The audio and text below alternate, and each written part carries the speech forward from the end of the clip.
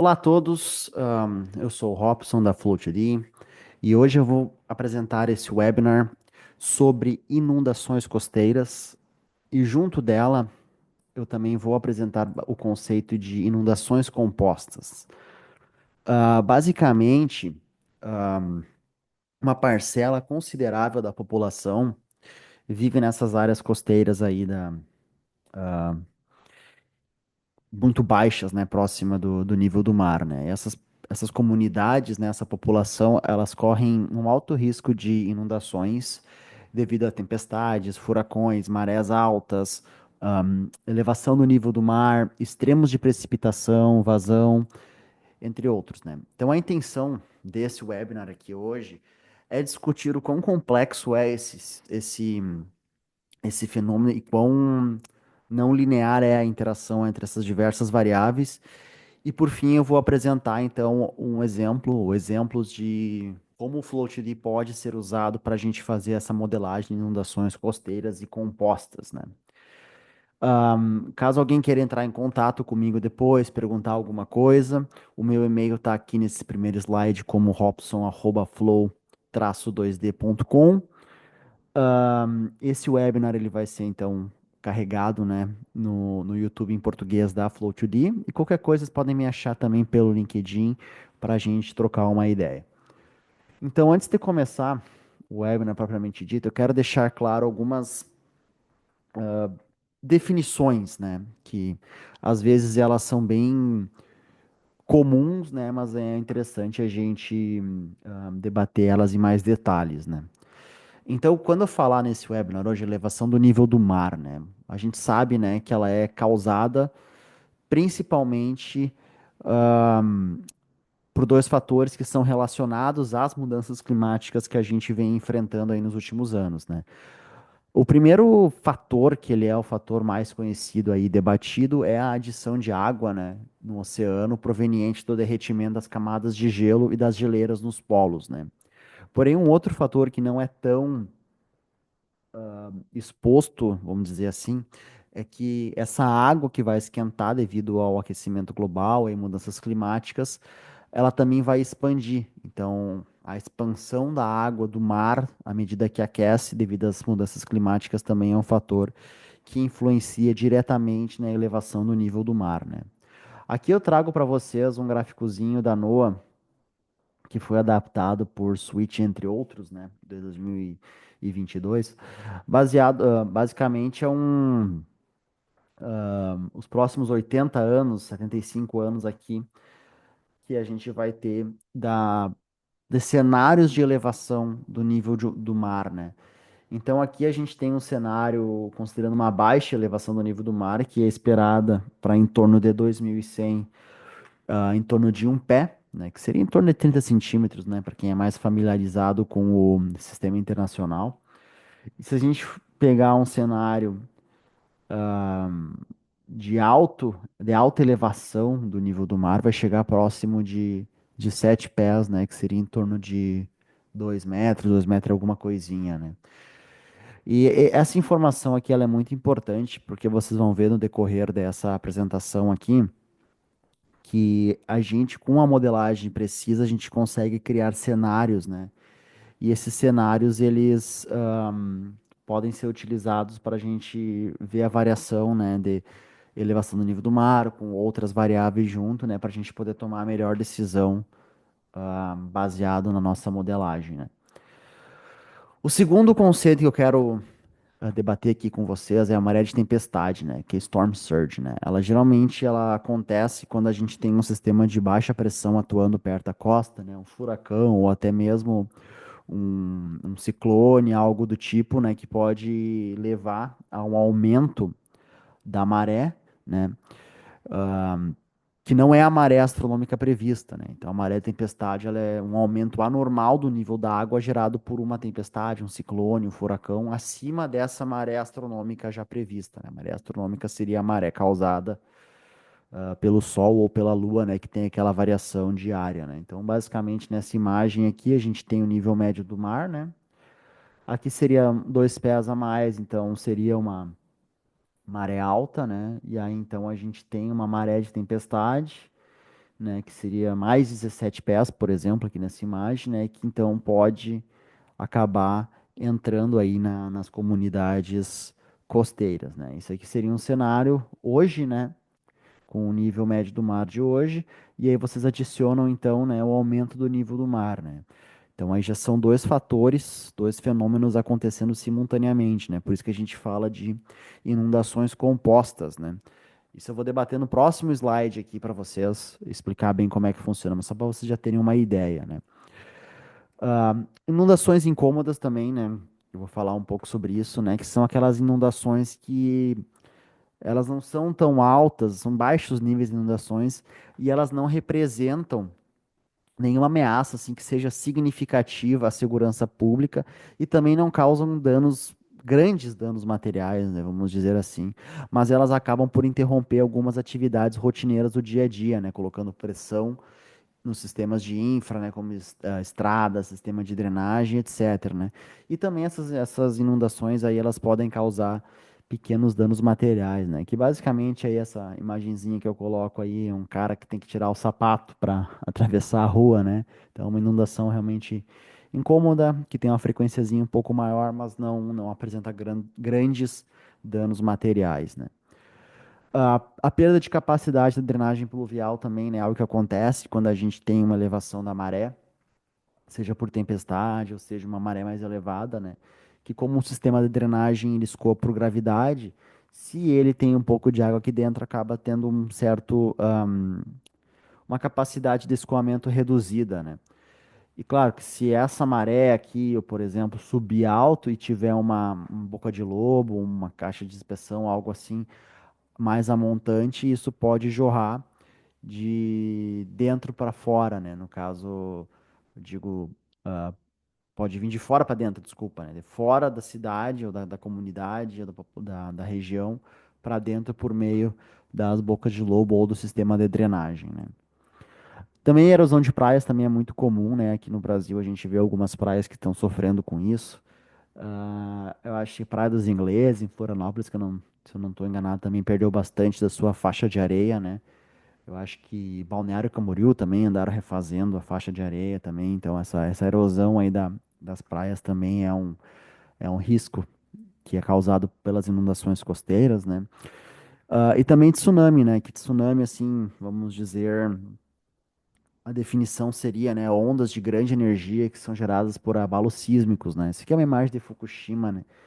Não me lembro o ano que foi Fukushima, acho que foi 2015, se eu não estou enganado, né? Que acabou atingindo a costa lá do Japão, atingiu uma usina nuclear e causou diversos danos aí, até danos bem sérios, né? Tem até uma série sobre isso, né? Que mostra, né? Esse risco que comunidades costeiras enfrentam, né? Então, né? Como venho dizendo, esses eventos naturais extremos, furacões, tempestade, tsunami, são ameaças às comunidades costeiras, né? Então, é realmente essencial e importante desenvolver essas comunidades de uma forma que elas sejam resilientes a esses riscos e aumentar a capacidade dessas comunidades de absorver esses impactos e se recuperar, né? Com isso, a gente, com essa melhora aí, esse desenvolvimento mais resiliente das comunidades, a gente espera que a gente consegue reduzir vidas perdidas em desastres e garantindo a estabilidade econômica dessas comunidades, né? Então, agora falando sobre inundação composta, né? Essa imagem eu retirei do Water Institute. Eu acho ela bem interessante, né?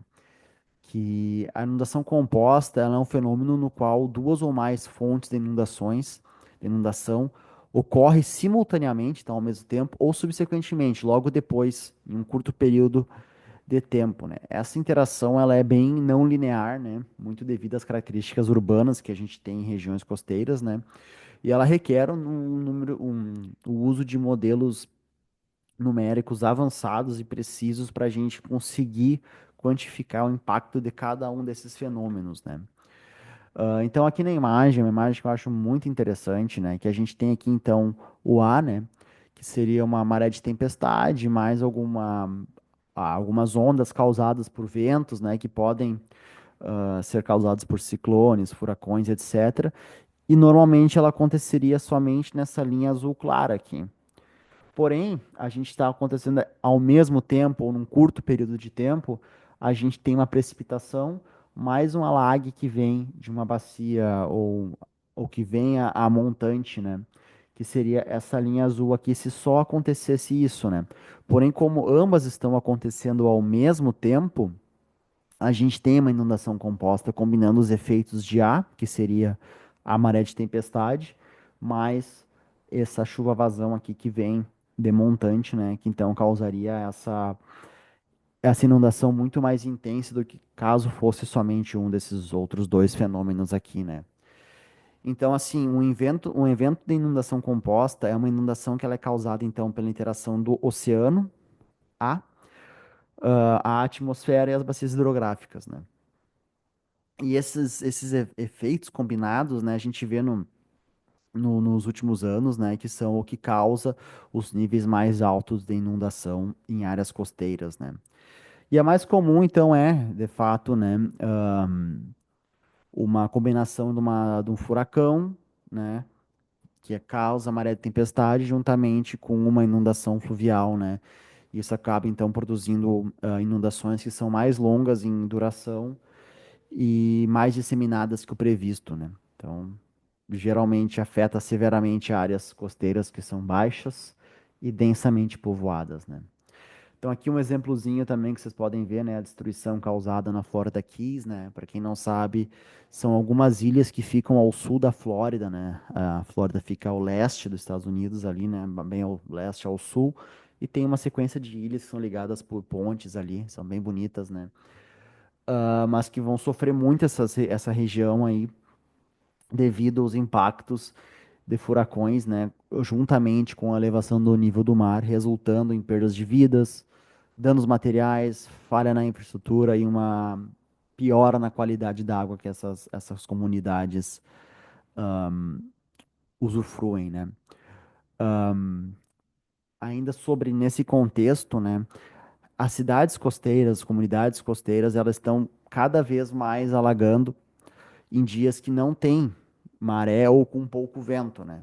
Até mesmo em dias ensolarados. Isso está acontecendo com mais frequência por causa do aumento do nível do mar, né? Que acaba reduzindo a lacuna entre o nível médio do mar que a gente tinha nos últimos anos, né? E a altura de terra com essa variação do nível do mar, que vem acontecendo por causa das mudanças climáticas, né? E isso, então, resulta, né, em ruas intransitáveis, os carros que são danificados em estacionamentos, sistemas de água pluviais que vão entrar em colapso, vão ficar sobrecarregados e diversos outros prejuízos que essas comunidades podem ter, né?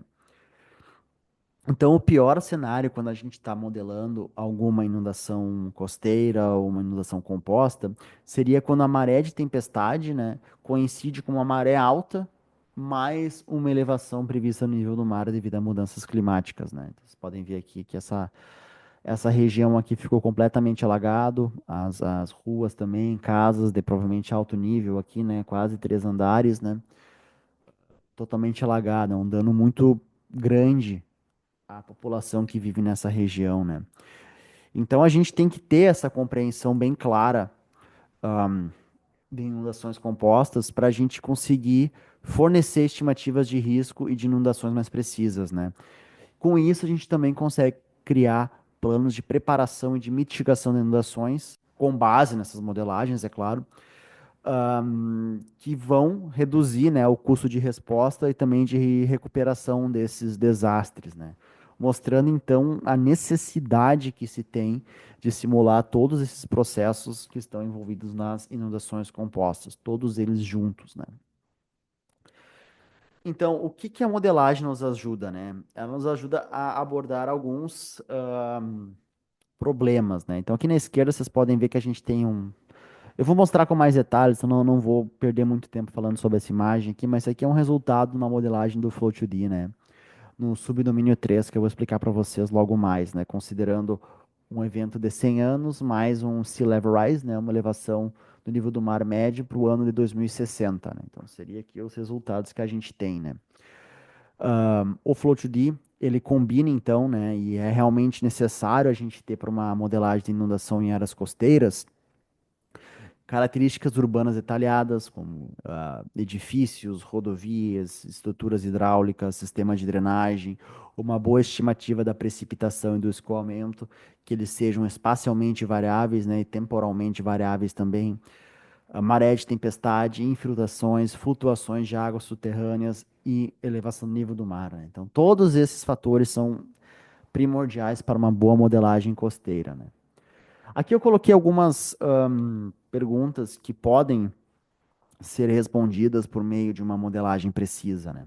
Como posso prever melhor onde e quando a inundação ocorrerá, né? Então, com uma modelagem precisa, tu consegue ver em qual região que ela vai alagar e quando ela vai alagar, né? Basicamente, então, a gente pode ver que tal região só vai alagar quando a gente tiver uma combinação de maré de tempestade com uma precipitação forte, por exemplo. Se ela só tiver uma precipitação forte, essa região não vai alagar. Então, a gente consegue descobrir onde e quando isso vai acontecer, e quais fatores que são importantes para desencadear uma inundação, né?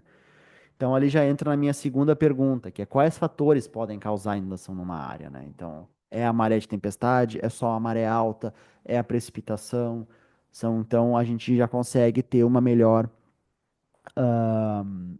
abordagem dos problemas, né, que podem vir a serem causados por uma inundação, né? Ainda criando cenários, a gente consegue verificar qual infra de mitigação reduzirá essa área de inundação e a vulnerabilidade.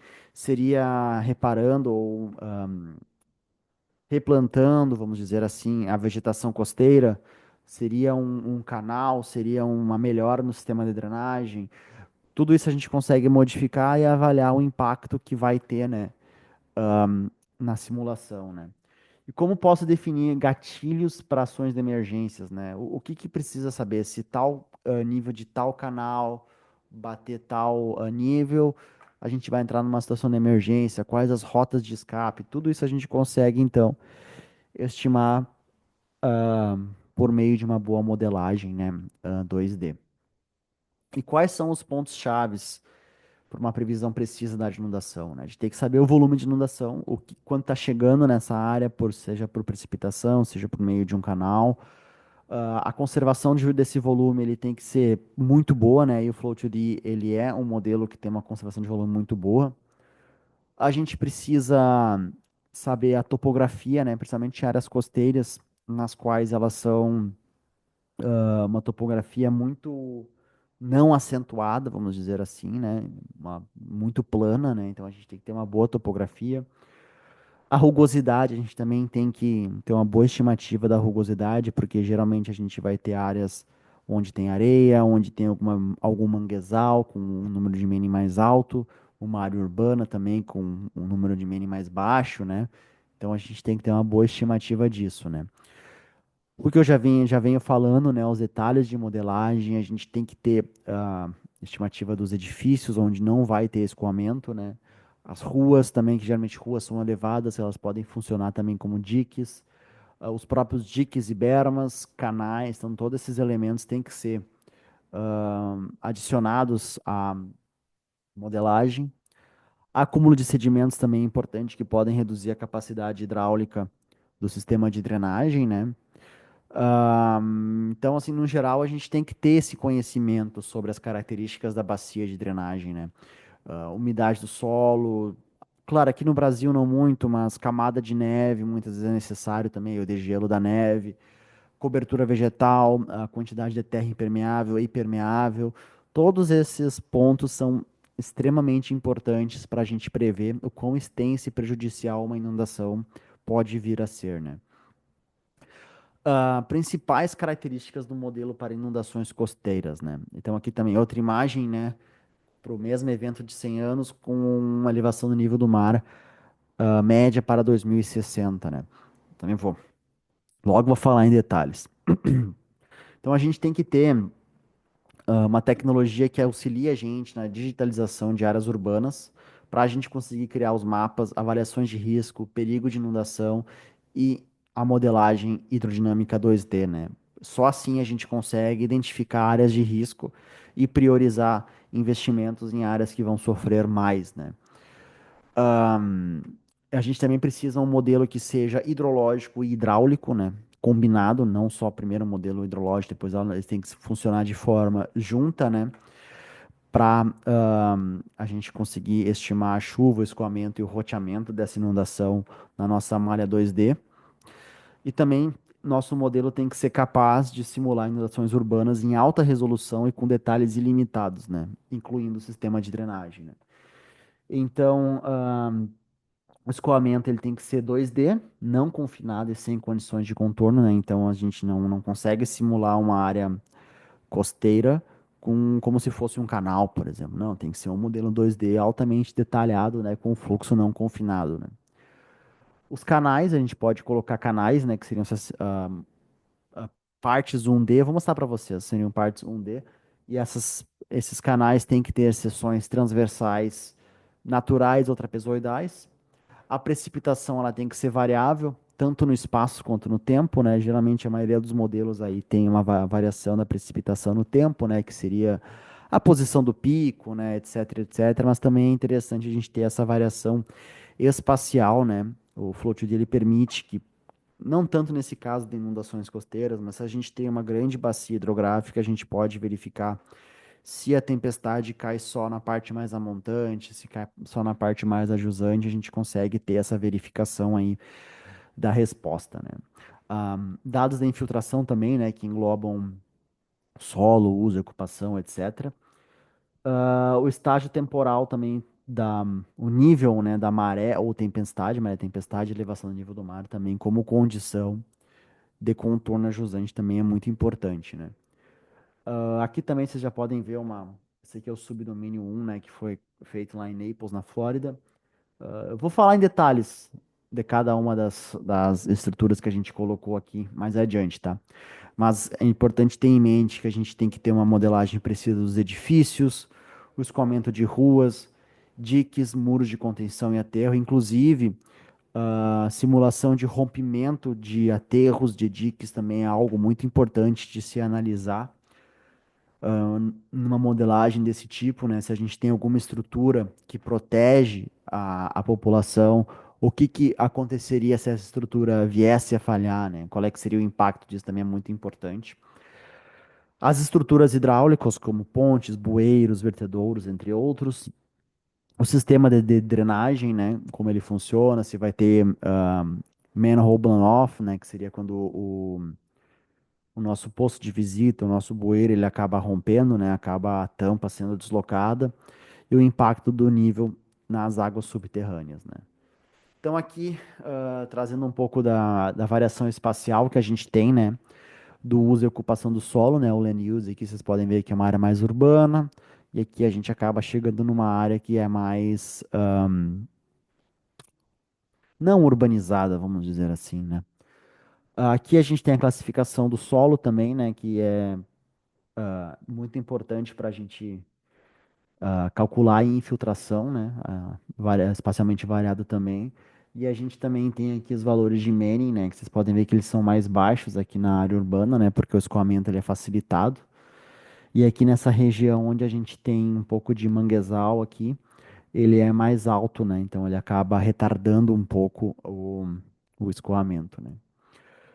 A previsão e a mitigação, então, do aumento do nível do mar, maré de tempestade e precipitações extremas. Já debati, né, que o aumento do nível do mar ele impacta o desenvolvimento e a infra, né, incluindo o sistema de drenagem pluvial. Se a gente tem um aumento no nível das águas subterrâneas, a gente tem um impacto nos serviços públicos, né, transporte, etc. E modelo tempestade para a gente conseguir, com elevação do nível do mar, né, para a gente conseguir verificar danos e potenciais planos de mitigação, né.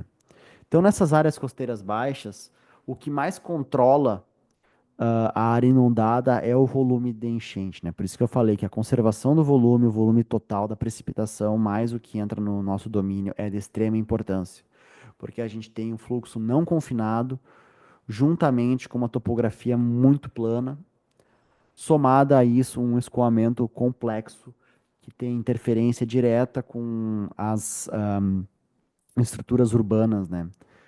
Ah, e também a gente tem que fazer essa modelagem hidrológica e hidráulica, que eu já comentei anteriormente, e a importância da atenuação de ondas da inundação, né? Então, assim, o foco para áreas costeiras urbanas, né? Modelos urbanos detalhados, com todas essas características que eu já debati, a modelagem da maré de tempestade, com a elevação do nível do mar também, criando cenários, a modelagem integrada de águas superficiais e drenagem pluvial, e a interação entre águas superficiais, subterrâneas e drenagem pluvial, né?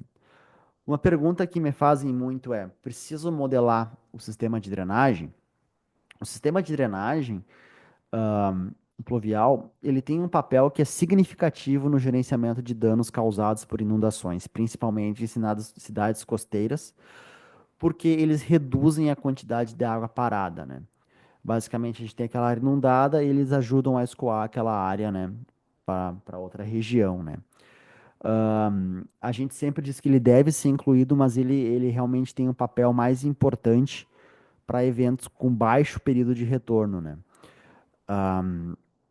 Então, por isso que eu digo aqui, ó, volume e a vazão de escoamento pluvial são menores para até 100 anos de inundação, né? O que que significa isso?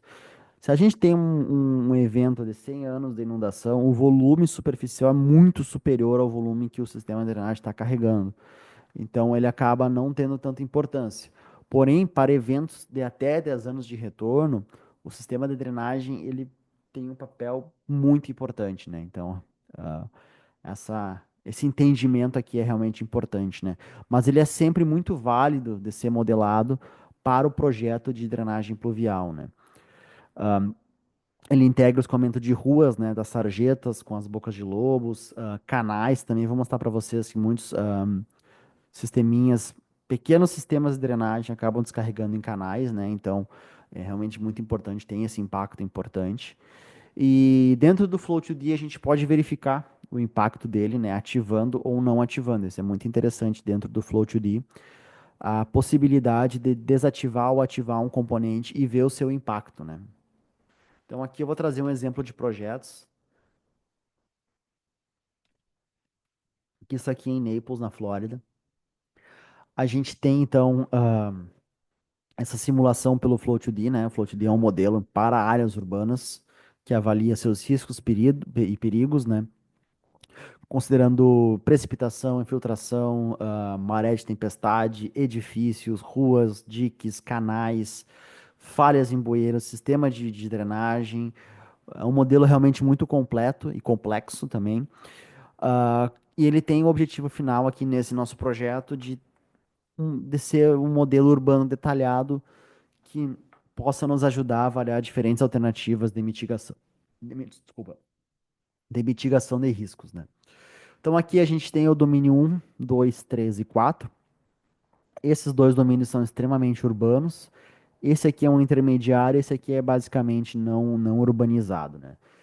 Então, só dando alguns dados do modelo, né? Então, a gente tem o subdomínio um, ele tem um grid de 25 pés, que isso aqui seria em torno de 7,5 metros, se eu não estou enganado.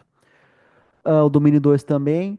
O 3 e 4, como são domínios não tão urbanizados, a gente pode ter um aumento do, do tamanho da célula, né?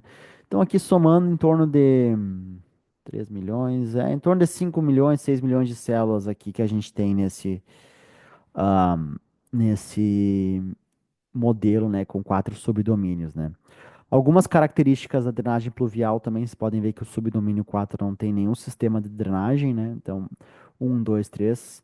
Eles têm, então, ali, o primeiro é o mais complexo, né, com 220 redes, 2.200 inlets, né, bocas de lobo, vamos dizer assim, condutos, manholes, junctions and outfalls, né? Então, realmente, sistemas muito complexos que eu vou mostrar para vocês.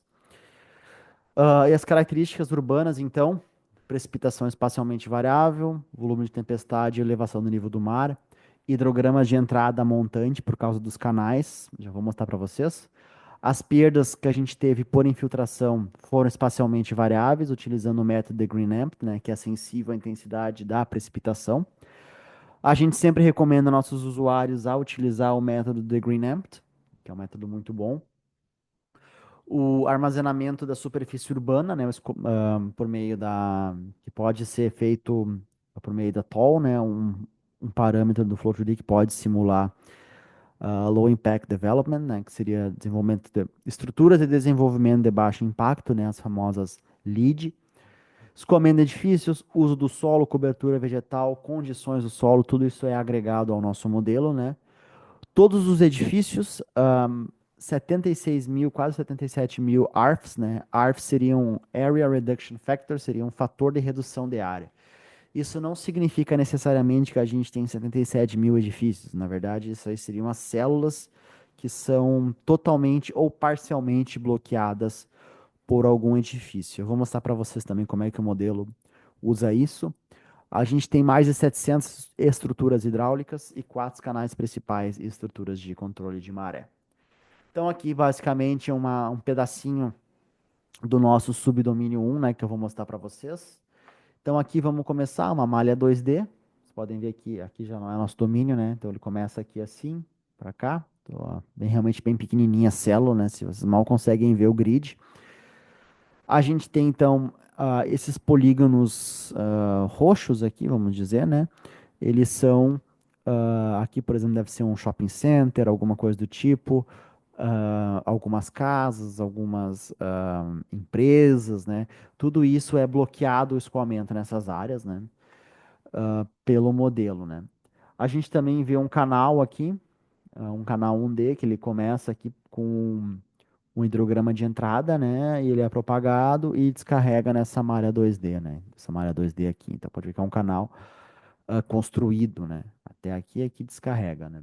Essas estruturazinhas brancas aqui que estão um pouquinho escondidas, elas são pontes ou bueiros, né? Então aqui acho que aqui é uma ponte, aqui é outra ponte, aqui deve ser provavelmente um bueiro, algo do tipo, né? Algumas estruturas hidráulicas, né? Essas bolotinhas verdes aqui é o nosso sistema de drenagem, né? Os inlets. A linha amarela é os condutos ou a tubulação. E a linha, que se eu não me engano, esse aqui é um rosa, um laranja claro, é o nosso outlet. Então, por exemplo, esses dois sisteminhas aqui de drenagem, eles estão descarregando no canal, né? Com dois outlets aqui. Já, vamos dizer, esses outros dois sistemas aqui estão descarregando nessa bacia de detenção, né? Então, vocês podem ver que bem demonstrado aí como é que funciona, né, essa interação entre o sistema subterrâneo e o sistema superficial, né. Aqui eu trago para vocês uma imagem de resultados do furacão Irma, com e sem o sistema de drenagem, né. O azul aqui seria a negativo e o vermelho seria positivo, né? Então vocês podem ver aqui que o sistema de drenagem, que basicamente essa regiãozinha aqui, ó, é a que eu mostrei para vocês anteriormente. Seria essa parte aqui com o canal, né? Então seria isso aqui. Vocês podem ver que ele realmente retirou água daquela região ali residencial e jogou no canal, né? Aqui esse outro também vocês podem ver, né? Que ele retira a área desse loteamento e joga nessa bacia de detenção, né? Então tá azul e joga aqui, fica vermelho porque aumentou o nível, né? Em torno aí de um pé ou algo do tipo, né? Isso aqui é verdade para toda a nossa área, né? Então, bem interessante ver que nesse caso aqui, para o furacão Irma, realmente teve um impacto significativo o sistema de drenagem urbana, né? Como eu falei, no Flow2D é muito fácil de ativar e desativar e ver o impacto, né? Isso aqui não é um resultado de profundidade, isso aqui é a diferença entre com e sem o sistema de drenagem, né? Aqui é uma outra imagem do subdomínio 2, né, mostrando alguns canais, né, que tem aqui, né, provavelmente construído, que descarrega em alguma bacia de detenção, ou aqui é modelado 1D e aqui é modelado 2D, né, na malha. E também aqui mostra para vocês a condição de contorno de saída aqui, né? Que eu já vou mostrar com mais detalhezinhos como é que ela funciona, né? Que é uma condição de contorno de nível por tempo para simular como a maré se comporta. Aqui uma outra imagem também, né? Que vocês podem ver os edifícios, né? E algumas estruturas hidráulicas, né? Que é uma conexão entre duas bacias de detenção. Aqui provavelmente é uma ponte. Aqui são bueiros, eu acho. Ah, então são diversas estruturas hidráulicas aí que estão sendo, que foram adicionadas a esse modelo, né? Os canais, né, que eu mostrei para vocês, então eles são, boa parte são trapezoidais, né? Então vocês podem ver que esse Kokohachi, ele tem uma profundidade de 9 pés, uma largura de 100 pés, em torno de 30 metros, profundidade de, declividade de 2, declividade lateral, né? Ahn, o outro aqui também tem uma profundidade de 13 pés, né? Que seria em torno de 4 metros, né? Seria isso. Também é outro grande canal, né? Então, bem interessante vocês saberem, né, que esses canais são modelados de forma 1D, mas são interligados à malha 2D. As condições de contorno que eu estava comentando com vocês ali anteriormente, ela é uma condição de nível por tempo, né? Então a gente atribui pares de tempo-nível, né? Então a gente tem aqui o tempo e o nível. Isso a gente consegue representar ondas, variação da maré pela gravidade, pelo Sol, pela Lua. Também conseguimos fazer a maré de tempestade ou até mesmo a elevação do nível do mar. E é assim que a gente faz a combinação dos eventos, mais elevação do nível do mar, né? Então, basicamente, vamos dizer aqui meia-noite a gente tem um nível muito baixo de maré, 0,46, ela acaba subindo em torno das 4 da tarde, 6,63 e acaba baixando depois. Então a gente consegue simular essa oscilação diária da maré, né? Então é assim que ela é representada no modelo, né? A gente tem os elementos de saída juntamente com um outro elemento aqui que representa a maré. Então, para a água que vem vindo desse corpo hídrico aqui, para ele descarregar, se fosse às 4 da tarde, teria que ser mais que 6,63. Se for de noite, 0,43, por exemplo, descarrega bem mais fácil, né? Claro, esse alto elemento aqui, ele consegue jogar a água para dentro, né? Então, essa interação é bem interessante entre a condição de contorno e o nosso domínio, né? Aqui também tem os edifícios, né? Então, vocês podem ver que tem aqui o desenhozinho dele. E aqui vocês têm essa pintadinho de amarelo aqui, vamos dizer, né? Então, aqui dentro vocês podem ver que essa aqui é uma célula que ela é totalmente bloqueada. Então, aqui não tem escoamento nessa célula. Porém, essas célulazinhas aqui, ó, elas têm o escoamento parcial. Por isso que é uma Area Reduction Factor, um fator de redução de área. Então, um pouco dessa área aqui, ah, ela permite escoamento, né? E o Flow 2D, ele não escoa somente nas quatro direções aqui, né? Sul-norte, norte-sul, leste-oeste. Ele também escoa noroeste, nordeste, todas essas direções ele também escoa. Então a gente, além dessa Area Reduction Factor, a gente tem um Width Reduction Factor, que seria, por exemplo, não permitiria que o escoamento entrasse nessa direção aqui. Então, bem interessante como ela funciona, essa combinação do Width Reduction Factor e do Area Reduction Factors, né? WARF and ARF, que a gente chama. Então, aqui também outros dados do modelo de drenagem aqui, né, pluvial. Vocês podem ver a quantidade de outflows, inlets e conduits, condutos, né? Aqui também tem o resultado e aqui mostra a quantidade de bueiros, né, ou bocas de lobo, ou postos de visitas que foram, que tiveram a sua tampa deslocada, vamos dizer assim. Não quer dizer que necessariamente seja um geyser em alguma coisa assim, mas que realmente sofreu algum dano, que colocou água para fora, né? Isso aqui é no domínio um, aqui no domínio 2, alguns resultados do domínio 2, né, subdomínio 2. Vocês podem ver que geralmente as áreas que estão conectadas ao oceano aqui, eles têm um aumento mais significativo, né, porque eles têm toda a água que está vindo de montante, vindo para cá, mais a interação que eles têm com o oceano aqui, as marés, né.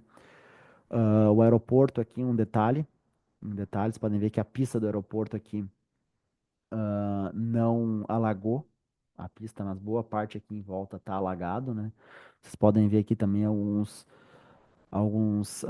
bocas de lobo que tiveram sua tampa deslocada, né? Aqui algum resultado também que eu tô trazendo para vocês verem, né? Isso aqui, Hoje o Float já está totalmente integrado, o Swim foi totalmente modificado e está totalmente integrado ao Float, por diversas, como é que eu vou dizer para vocês, diversas, não fenômenos, mas diversas features foram adicionadas ao Swim para representar melhor, né? Então aqui ainda a gente estava buscando o resultado do Swim para mostrar para vocês, né? Que chega em torno de 50, um pouquinho mais que 50 pés cúbicos, né, por segundo, aqui perto do aeroporto. E aqui embaixo a gente chega então a quase 40, né? Mas hoje já está tudo integrado ao FloatD, ao nosso plugin, que a gente consegue pegar os resultados de forma bem mais rápida do que tendo que usar dois softwares. Mas quando foi executado esse projeto aqui, ainda não era totalmente integrado ao FloatD, né? Aqui eu estou trazendo esse gráfico, ele é bem interessante, né? Vocês podem ver, isso aqui é para o subdomínio 4, né? Ele mostra que a intensidade máxima da precipitação ela vai coincidir com a maré máxima da tempestade, né? Então aqui vocês podem ver que isso aqui seria a variação normal da maré, e aqui seria uma maré de tempestade, né? Quando passa um furacão perto, acaba levando, né? Então ela varia entre -2 e 2, vamos dizer assim, né? E pode chegar até 4 vezes mais, né? Que seria 8 pés, né? Vocês veem como ela é importante, né? Esse tempo de pico da precipitação ele pode ser ajustado com base na sensibilidade, para a gente determinar a relação entre o tempo de pico dos estágios de águas residuais e a intensidade máxima da precipitação, né?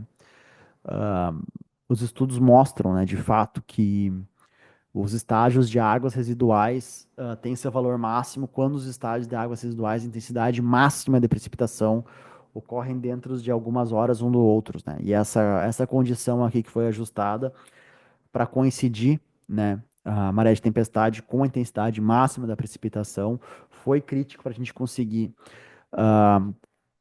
modelar corretamente, né, a área de inundação. Foi bem, bem importante mesmo. Aqui uma outra imagem que mostra que a precipitação contribuiu significantemente para a inundação causada por tempestades costeiras, né? Aqui o subdomínio 4, a gente tem um aumento aqui, né? E aqui para os outros subdomínios a gente tem um retrocesso da maré e depois uma consequente subida. Isso é muito normal em marés de tempestade, né? Devido a, principalmente em furacões, né? Dependendo onde ele bate, né? Dependendo do vento, o vento pode vir da costa para o oceano, onde vai reduzir a maré, ou ele pode vir do oceano para a costa, que ele vai aumentar a maré tempestade, né? Então é um processo que acontece normal, né? Essa redução aí da maré e o aumento da maré, né? Aqui então são profundidades máximas para um projeto de 100 anos, né? Que inclui todos os componentes urbanos, né? E esse é o modelo base, né? Aí a partir dele a gente consegue fazer diversos cenários, né? Com e sem o sistema de drenagem, considerando uma elevação do nível do mar baixa, média ou alta, alterar algumas condições do solo, né? Se a gente aumentar a vegetação, e aí a gente consegue comparar com esse resultado e criar cenários, né? Adicionando o lead ou algo do tipo, né? Aqui mais alguns resultados, né, para vocês verem, né? Aqui também, eu acho que ambos eu coloquei do domínio um, né? Vocês podem ver aqui também, né, algumas baciazinhas de detenção, algo que é muito comum nos Estados Unidos, que é um lead, né? Mas que a gente acaba não vendo muito aqui no Brasil, né? Sobre a calibração, antes que alguém pergunte, né? Resultados da calibração do furacão Irma, são 23 estações de High Water Marks, eu acho que é o acrônimo aqui, e estruturas de maré do USGS, né? Então vocês podem ver aqui que o azul é o que foi recorded, né? O que foi marcado, e esse amarelo aqui é o Flow 2D, né? Então vocês podem ver que é muito próximo, né? Aqui mais alguns resultados, né? Os níveis máximos observados e os previstos, né? Então, aqui no eixo X a gente tem o High Water Marks da USGS e o que o Flow2D previu, né? O que foi resultado da nossa modelagem, né? Vocês podem ver que o perfeito seria essa linha reta, né? Mas que ficou muito próxima, e a variação aqui é 0,1 pé, então seria 3 centímetros de diferença, isso é basicamente uma ondinha, né? Aqui também muito próximo. Ah, claro, em alguns lugares pode ter ficado um pouquinho mais diferente, mas na geral, em geral, desculpa, a diferença ficou menor que um pé, então menor que 30 centímetros, né? Então, bem, uma diferença bem boa, né? Para poder dizer que o modelo está calibrado, né? Claro que existem, né, alguns outros dados que a gente tem que levar em conta quando pegando esses resultados de marcas de água, né, como alguma precipitação pós-evento, alguma onda, alguma, alguma outra dinâmica que pode ter acontecido ali no, na hora que foi marcado, algum erro de pesquisa também, né? Mas no geral, os estágios máximos foram muito próximos dos previstos, né? Aqui também para o furacão Ian, né? Vocês podem ver também muito próximo, né? Os resultados aqui absurdamente próximos, né? Mesmo o resultado X e Y aqui, vocês podem ver 0,2 por aí, pés mais ou menos de diferença, né? Então realmente muito próximo a calibração feita, né? Ah, eu vi essa, acho que não foi semana passada, algumas agências aí falando sobre estimar a inundação baseado em imagens históricas de satélite, né? Pessoal, isso aí não é muito interessante, não é muito recomendado, porque cada precipitação ela tem uma variação tanto espacial quanto temporal. Ah, Cada inundação pode ter sido gerada por diversos gatilhos. O próprio uso e ocupação do solo muda com o passar do tempo. Então, se basear somente em imagem de satélite para estimar e criar cenários, não é algo muito interessante. A gente sempre tem que ter um modelo físico calibrado para a gente conseguir criar cenários, né? Então aqui eu tenho, né, o Hurricane Vilma, é o resultado azul, né, e o Hurricane Vilma mais dois pés. Vocês podem ver que não é basicamente só adicionar dois pés de elevação do nível do mar. Ele tem uma variação, existem diversos fenômenos que estão ocorrendo ali que são interligados e não lineares, né? Então, sempre deve-se usar uma modelagem de um modelo baseado em físico, né? Para a gente conseguir ter uma boa estimativa e realmente estar mais certo sobre os nossos resultados, né? Aqui eu trago algumas alternativas de mitigação, né, que foram propostas por nós, né, como a recomposição de areia da praia e duna para reduzir a propagação de ondas de inundação, o aumento da densidade da vegetação costeira, né, que ela acaba aumentando a rugosidade e diminuindo o impacto das ondas, né? Isso aí até tem um vídeo que circula volta e meia aí pelo LinkedIn do experimento mostrando, né, o impacto da vegetação em atenuar as ondas, né?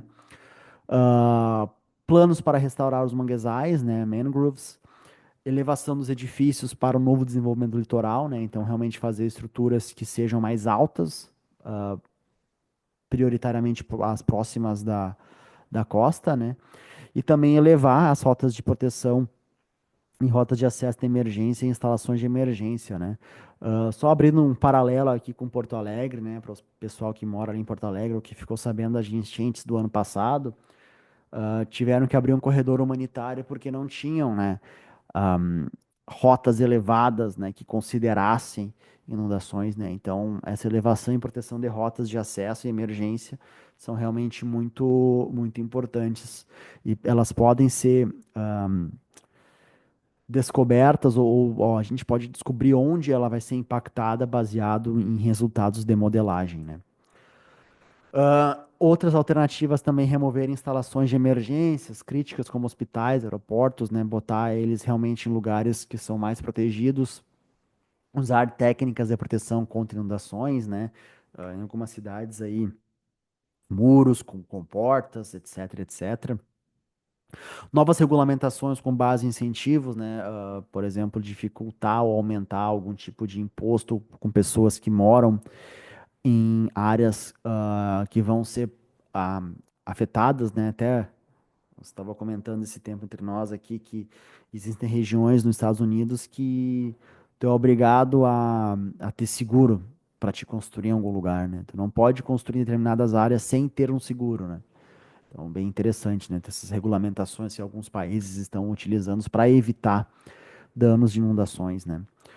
Proteger as rotas de evacuações, aumentar o volume de capacidade de detenção, né? Nessas baciazinhas de detenção, elevar a margem dos canais, né? Para evitar extravasamento, a manutenção no sistema de drenagem, tampas de bueiros, comportas, né? Até mesmo a limpeza do sistema de drenagem para evitar acúmulo de detritos dentro, né? Que acaba reduzindo a capacidade hidráulica, manutenção dos próprios lead, né? Campanhas de conscientização da comunidade para preparação para furacões, né? Então a comunidade tem que ter esses sistemas de alerta, saber que quando o sistema de alerta acontece, deve-se deixar a casa para evitar perdas de vidas e ficarem apenas com perdas materiais. Incorporar mitigação de inundações do planejamento local, né? Então, reestruturação aí de manguezais, etc, etc. São as alternativas de mitigação que a gente propôs. Eu nem ia apresentar esse slide aqui, mas acabei deixando, até porque a gente está com tempo bom ainda para terminar no horário. A gente consegue fazer uma análise de danos e estimar os danos às estruturas, não só edifícios, mas também como áreas agrícolas, né? Isso aí a gente utiliza utilizando uma tabela de função de danos. Isso é disponível nos Estados Unidos. Aqui no Brasil, eu não tenho certeza se a gente tem algo nesse sentido, né? Mas então, basicamente, a gente consegue fazer uma análise de risco, né? Aqui, então, o número de cima aqui é o profundidade máxima e aqui o número de baixo seria o possível dano causado, né, a essa estrutura aqui, esse edifício, essa casa, né? Então, isso aí é possível de fazer com o Flow2D, mas a gente precisa, né, de uma, de uma tabela, basicamente é um shapefile, né, que contém essas informações aí de gastos, né? Claro, isso aqui é para os Estados Unidos e eu agora não me lembro para qual ano, né? Mas que isso aqui deve ser corrigido pela inflação, né? Que a gente tem então o tempo de retorno, né?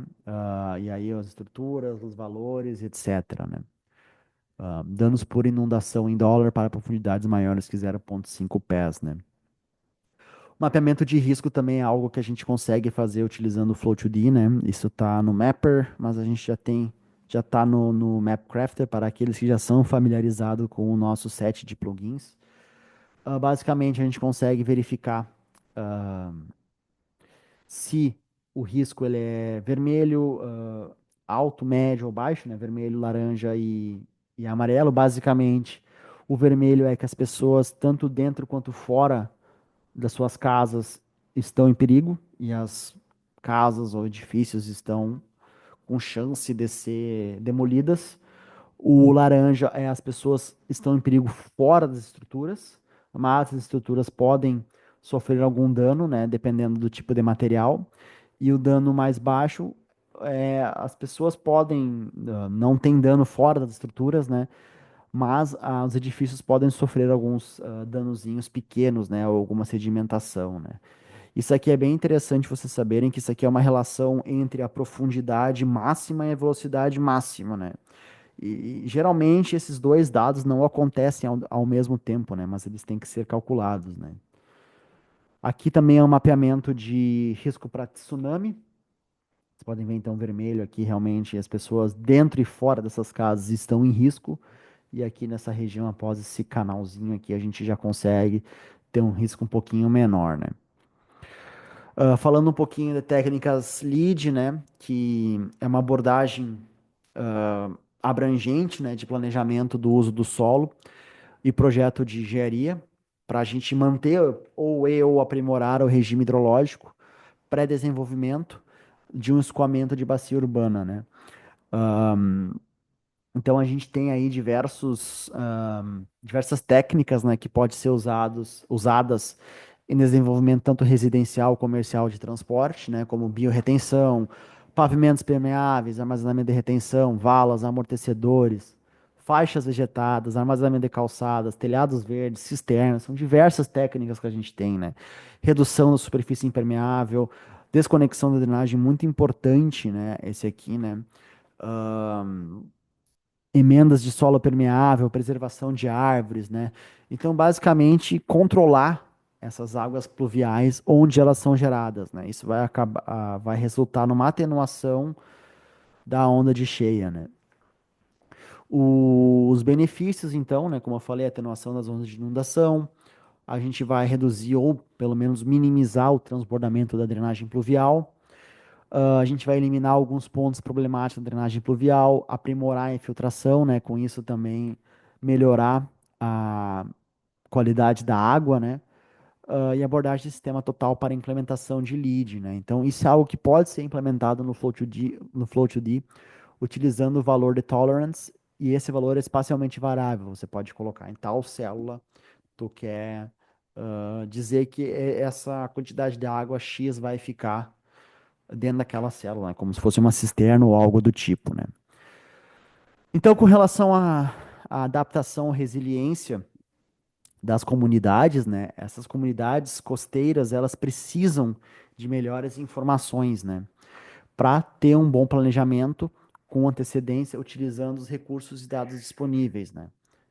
Ah, a gente sempre tem que ter, então, para nossa modelagem, uma boa topografia, sempre procurando o melhor produto de topografia, geologia, entender sobre as correntes oceânicas que podem vir a causar marés de tempestade, dados do sistema de drenagem pluvial, não só o dado original de quando o sistema foi criado, mas também o dado com algum sedimento dentro, identificar as ferramentas que são adequadas para fazer essa modelagem, elaborar planos de mitigação com base em múltiplos cenários, porque essas inundações costeiras elas estão cada vez mais frequentes, né?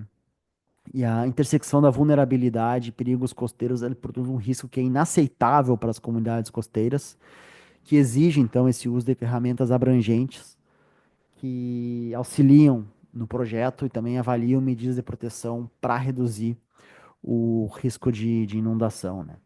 Então, para finalizar aqui, né, algumas estruturas que podem ser utilizadas, né, para prevenir ou reduzir danos, né? Diques para marés de tempestades, mudar o uso da terra, convertendo essas áreas baixas, né, que são mais propensas a inundações em áreas de recreação, né, que ninguém vai para uma área de recreação durante uma tempestade, né.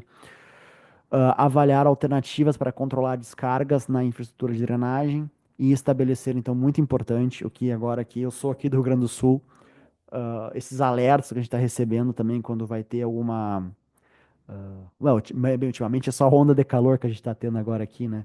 Mas quando vai ter alguma precipitação intensa, receber esses alertas, né? E também plano de evacuação, né? Caso aconteça algo, é realmente de suma importância, né?